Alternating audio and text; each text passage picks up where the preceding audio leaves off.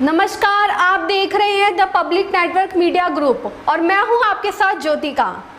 तो आइए रुक करते हैं खबर की ओर। नमस्कार, आप देख रहे हैं द पब्लिक नेटवर्क। मैं हूं आपके साथ सचिन कश्यप। बातचीत के लिए हमारे साथ मौजूद है सरवन निषाद, चौरी चौरा से विधायक हैं और डॉक्टर संजय निषाद जी के पुत्र हैं। आइए आज इनसे बात करेंगे कि एक गंभीर मुद्दा है। निषाद पार्टी जो संजय निषाद आए थे नेहरू पार्क में हस्तिनापुर भी, वे भी यही घोषणा करके गए थे यदि हमारी पार्टी यदि किसी से बड़े दल से विलय करती है, गठबंधन करती है, तो सबसे पहले जो मुद्दा होगा वो आरक्षण का होगा।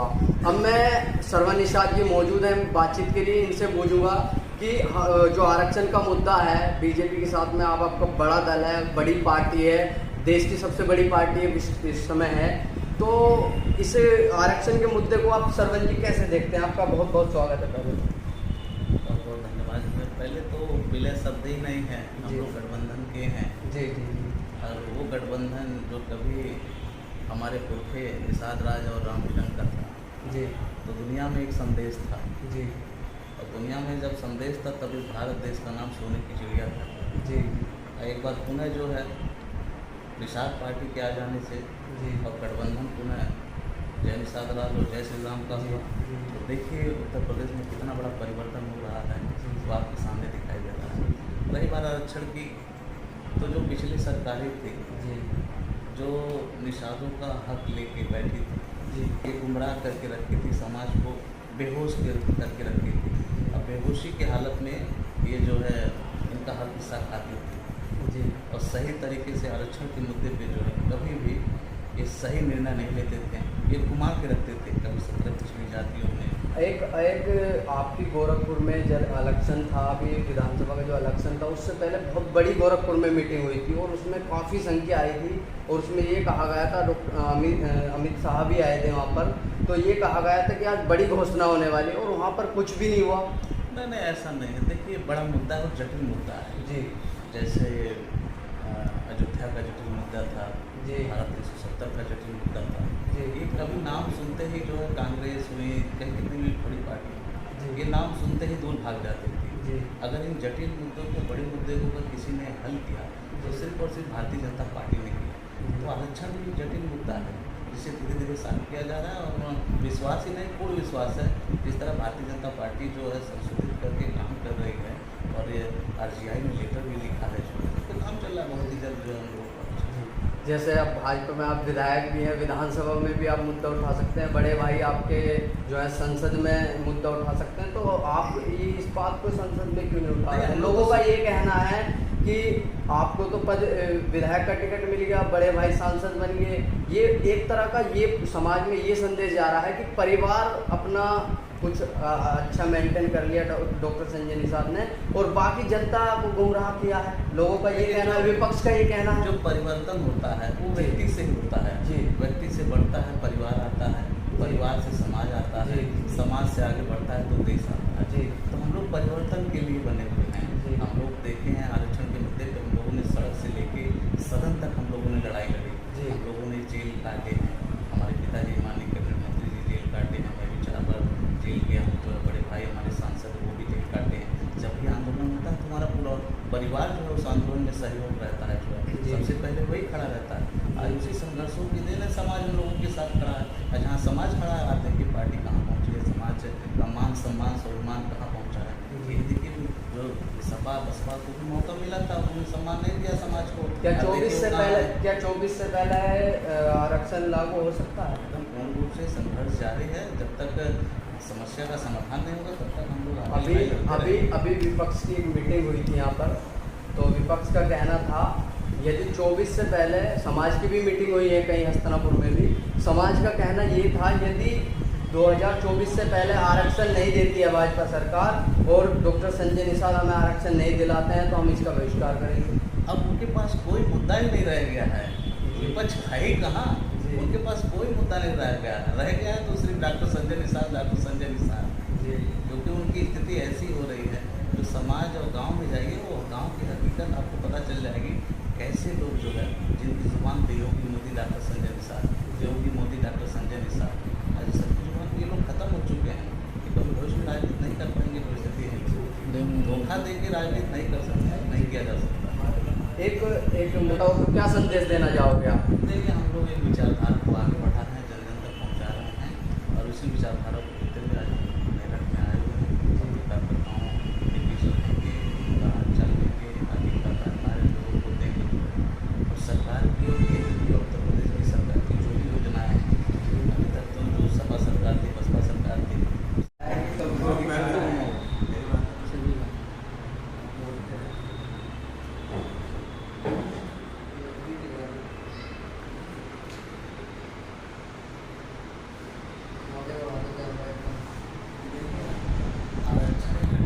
जी और उसको सपा बसपा के लोग जटिल बना के रखते हैं।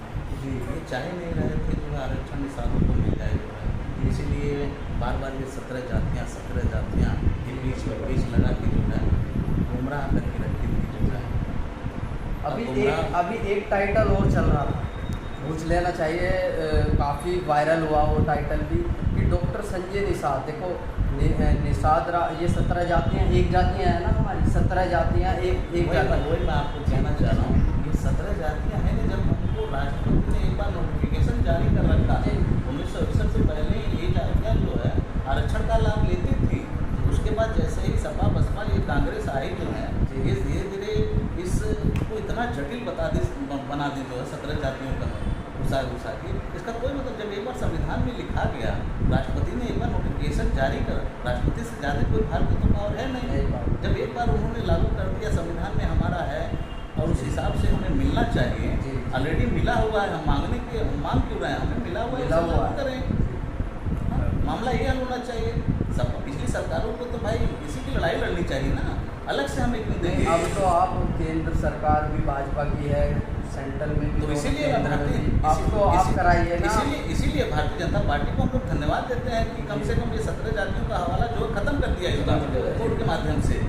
इसके लिए भाई बीजेपी सरकार अलग तरीके से प्रोजेक्ट बनेगा, अलग से क्या, जो संविधान में लिखा है वही दिया जाएगा, का प्रावधान चल रहा है। इसी पे RBI ने लेटर लिखा हुआ है कि भाई इन्हें ऑलरेडी ये शामिल है, इन्हें दिया जाना चाहिए प्रमाण पत्र। 2024 से पहले मिल ही जाएगा। एकदम पूर्ण रूप से क्यों नहीं मिलेगा, संघर्ष है, संघर्ष जारी रहेगा। दूसरा मुद्दा ये है कि जब आपकी पार्टी उठी थी, छोटी पार्टी थी, बड़े स्तर पे आज बड़े लेवल पे पहुंच गई है। दूसरा एक मुद्दा है कि लोगों के मन में एक भावना है कि जब आप पार्टी में बोलते हैं ना जय निषाद राज, तो कश्यप ऋषि क्यों नहीं बोलते? कश्यप ऋषि भी तो आप ही के हैं। पूरे लोग बोलते हैं, ऐसा क्यों नहीं? लेकिन ये मुद्दा काफ़ी वायरल हुआ है, यहाँ लोग जो है वे भी बता देंगे आपको। नहीं, महर्षि कश्यप, देखिए एक देश का नाम है निषाद जी, ठीक है जी, और देश का नारा लगाने में कोई उधार नहीं होना चाहिए हमारे हिसाब से। क्या इतिहास आप उठा के देखो तो कभी इस भारत देश को कई देशों के नाम से जाना जाता था। जब यहाँ अंग्रेज आते थे तो इंडिया के नाम से जाना जाता था, ईस्ट इंडिया के नाम से जाना जाता था, मुगल थे तो हिंदुस्तान के नाम से जाना जाता था, आर्य थे तो आर्यावर्त के नाम से जाना जाता था, जब हम थे तो जो है जम्मूद्वीप के नाम से जाना जाता था। तो कहीं ना कहीं इतिहास, वही इतिहास बता रहा है कि हाँ बहुत पहले पुरानों में जो लिखा हुआ इस देश का नाम निषाद है। भारत देश का नारा लगाने में हमारे हिसाब से भारत देश का नारा नहीं, जय निषाद राज, जय कश्यप ऋषि बोल दो, तो इस तरीके की भावना होनी चाहिए।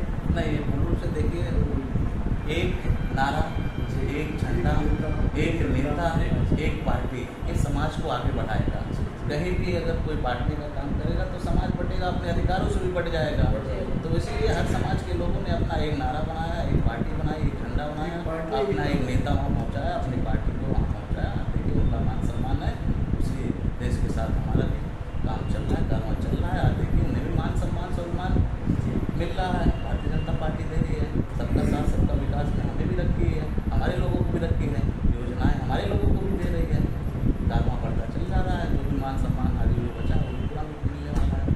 जी, सरवन निषाद जी ने बताया कि जो एक मुद्दा है सभी को एक ही पटरी पर चलना चाहिए, अलग अलग भटकोगे तो रास्ता नहीं मिलेगा। इनका कहने का उद्देश्य ये था। कैमरामैन सोनू के साथ सचिन कश्यप की रिपोर्ट।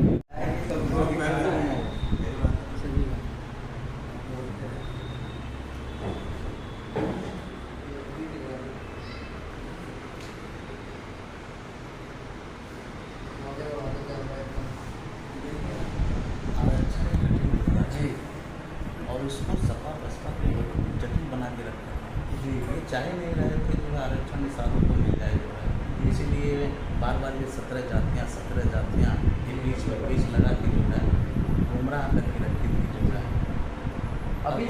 अभी एक टाइटल और चल रहा था, पूछ लेना चाहिए, काफ़ी वायरल हुआ वो टाइटल भी, कि डॉक्टर संजय निषाद, देखो निषाद ये 17 जातियाँ एक जातियाँ हैं ना हमारी, 17 जातियाँ एक जाति। वही मैं आपको कहना चाह रहा हूँ, ये 17 जातियाँ हैं ना, जब हमको राष्ट्रपति ने एक बार नोटिफिकेशन जारी कर रखा है 1961 से पहले ये जातियाँ जो है आरक्षण का लाभ लेती थी।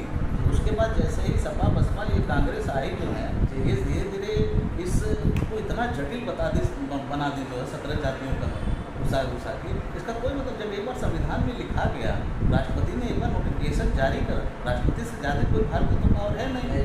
जब एक बार उन्होंने लागू कर दिया, संविधान में हमारा है और उस हिसाब से हमें मिलना चाहिए, ऑलरेडी मिला हुआ है, हम मांग क्यों रहे हैं, हमें मिला हुआ है, लागू करें। मामला ये हल होना चाहिए। सब पिछली सरकारों को तो भाई इसी की लड़ाई लड़नी चाहिए ना, अलग से हमें क्यों देंगे। अब तो आप केंद्र सरकार भी भाजपा की है, सेंट्रल में भी, तो इसीलिए आप कराइए ना। इसीलिए भारतीय जनता पार्टी को हम लोग धन्यवाद देते हैं कि कम से कम ये 17 जातियों का हवाला जो खत्म कर दिया इसका कोर्ट के माध्यम से। इसके लिए भाई बीजेपी सरकार अलग तरीके से प्रोजेक्ट बनेगा, अलग से क्या, जो संविधान में लिखा है वही दिया जाएगा, प्रावधान चल रहा है। इसी पे आरटीआई ने लेटर लिखा हुआ है कि भाई इन्हें ऑलरेडी ये शामिल है, इन्हें दिया जाना चाहिए प्रमाण पत्र। 2024 से पहले मिल ही जाएगा। एकदम पूर्ण रूप से क्यों नहीं मिलेगा, संघर्ष है, संघर्ष जारी रहेगा। दूसरा मुद्दा ये है कि जब आपकी पार्टी उठी थी, छोटी पार्टी थी, बड़े स्तर पे आज बड़े लेवल पे पहुंच गई है। दूसरा एक मुद्दा है कि लोगों के मन में एक भावना है कि जब आप पार्टी में बोलते हैं ना जय निषाद राज, तो कश्यप ऋषि क्यों नहीं बोलते? कश्यप ऋषि भी तो आप ही के हैं। पूरे लोग बोलते हैं, ऐसा क्यों नहीं? ये मुद्दा काफ़ी वायरल हुआ है, यहाँ लोग जो है वे भी बता देंगे आपको। नहीं, महर्षि कश्यप, देखिए एक देश का नाम है निषाद जी, ठीक है जी, और देश का नारा लगाने में कोई उदाहरण नहीं होना चाहिए हमारे हिसाब से। क्योंकि आप इतिहास आप उठा के देखो तो कभी इस भारत देश को कई देशों के नाम से जाना जाता था। जब यहाँ अंग्रेज आते थे तो इंडिया के नाम से जाना जाता था, ईस्ट इंडिया के नाम से जाना जाता था, मुगल थे तो हिंदुस्तान के नाम से जाना जाता था, आर्य थे तो आर्यावर्त के नाम से जाना जाता था, जब हम थे तो जो है जम्मूद्वीप के नाम से जाना जाता था। तो कहीं ना कहीं इतिहास, वही इतिहास बता रहा है कि बहुत पहले पुरानों में जो लिखा हुआ इस देश का नाम निषाद है। भारत देश का नारा लगाने में हमारे हिसाब से भारत देश का नारा नहीं, जय निषाद राज, जय कश्यप ऋषि बोल दो, तो इस तरीके की भावना होनी चाहिए। नहीं, पूर्ण रूप से देखिए, एक नारा, एक झंडा, एक नेता, एक पार्टी, ये समाज को आगे बढ़ाएगा। कहीं भी अगर कोई बांटने का काम करेगा तो समाज बटेगा, अपने अधिकारों से भी बट जाएगा। तो इसीलिए हर समाज के लोगों ने अपना एक नारा बनाया, एक पार्टी बनाई, एक झंडा बनाया, अपना एक नेता वहाँ पहुँचाया, अपनी पार्टी को वहाँ पहुँचाया। देखिए उनका मान सम्मान है, उसी देश के साथ हमारा भी काम चल रहा है, काम चल रहा है। आज देखिए उन्हें भी मान सम्मान सम्मान मिल रहा है, भारतीय जनता पार्टी दे रही है। सबका साथ सबका विकास में हमें भी रखी है, हमारे लोगों को भी रखी है, योजनाएँ हमारे लोगों को भी दे रही है। कारवां बढ़ता चल जा रहा है, जो भी मान सम्मान आगे जो बचा वो भी पूरा मिलने वाला है। जी, सरवन निषाद जी ने बताया कि जो एक मुद्दा है, सभी को एक ही पटरी पर चलना चाहिए, अलग अलग भटकोगे तो रास्ता नहीं मिलेगा। इनका कहने का उद्देश्य ये था। कैमरामैन सोनू के साथ सचिन कश्यप की रिपोर्ट।